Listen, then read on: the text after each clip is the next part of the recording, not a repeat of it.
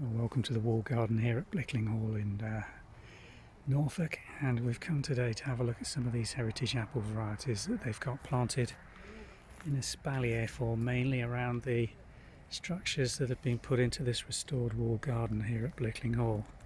Now we're filming this in late October 2020, so most of the early varieties of pear and apples are finished, so we're concentrating on the later or winter varieties, and this is winter Nellis, a pear grown here in Norfolk with a beautiful almost globe shape, not a classic conference or concord style at all.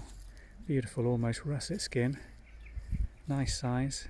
These are still as hard as rock, and nowhere near showing any sign of ripening on this tree. There's its label, winter Nellis. This other pear variety is Glau Musso, much more bulbous, a little bit of scarring on this one, obviously taking a pounding over the summer months just as come along. A heavy fruiting variety, good size, still very hard, obviously a very late maturing pear, healthy foliage, cut back to this branch trellis form in its summer pruning. You can see where this has been pruned back to create these fruiting spurs for the following season, and that's exactly what they've done on this spur here. Cut it hard back. Summer growth this year on the ends being tipped to allow just one bud formation, and here are your buds just here and here for next year's flowering spurs to occur. This is one of the varieties that has been grown commercially, and it's not difficult to see why. Just look at the size and cleanness of the skin on this black Worcester variety of late maturing pear. This has got an absolute cracking crop on it. I just clear some of the leaf out of the way. These pears must be in the order of around 500 grams each. Beautiful. This one has just been sitting there, fallen off, matured. What an absolutely cracking looking pear. That's black Worcester.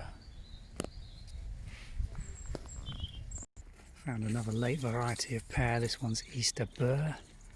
Again, absolute enormous, great big round globular fruits. Let's come around the other side. They are, where they're exposed to the sunlight, just starting to redden up slightly. It's a single spur tree this that's been pruned into a lovely shape. It's carrying about half a dozen fruit, and that one is its label, Easter Burr. Nice old-fashioned variety. If you want to see examples of how to espalier fruit trees properly, then the wall garden here at Blickling is a prime example of a great place to come and visit, just to see how it should be done. These varieties of apple have probably been planted here on this wall for no more than around 8 years now. This particular tree is an apricot, which is being fanned beautifully out with a combination of canes for the uprights and horizontal wires, and in between those we've got straight upright pears, apples and plums, grown again in a fan variety. This one you can see where the main upright's been cut hard back to around 1.5 feet to allow the laterals to come out, and how they've been split and fed along canes to try and get the growth out laterally before allowing it to come upright, and then being trimmed back to within 6 inches of the top of this 12-foot wall. Not everything here's got going beautifully. You can see this one's struggling. A little bit of leaf, but a lot of dieback on this fruit tree.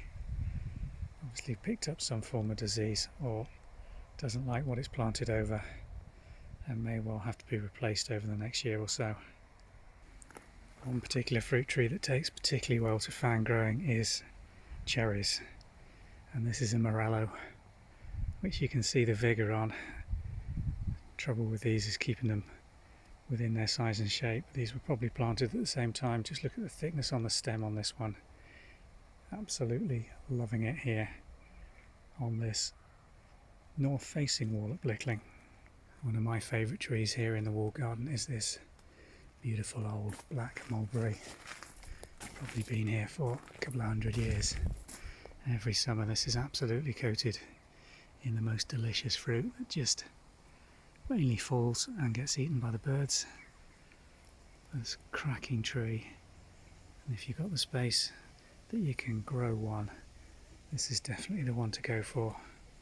Do need to put it somewhere where the fallen fruit's not going to cause a problem now.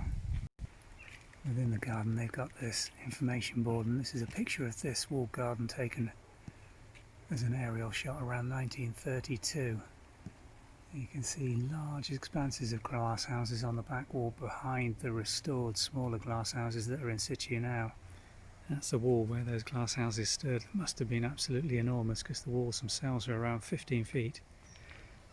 And the smaller potting sheds houses or glass hot houses have now been restored here.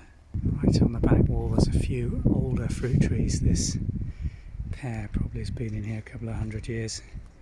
Beautiful bulbous root base just on the top of the soil.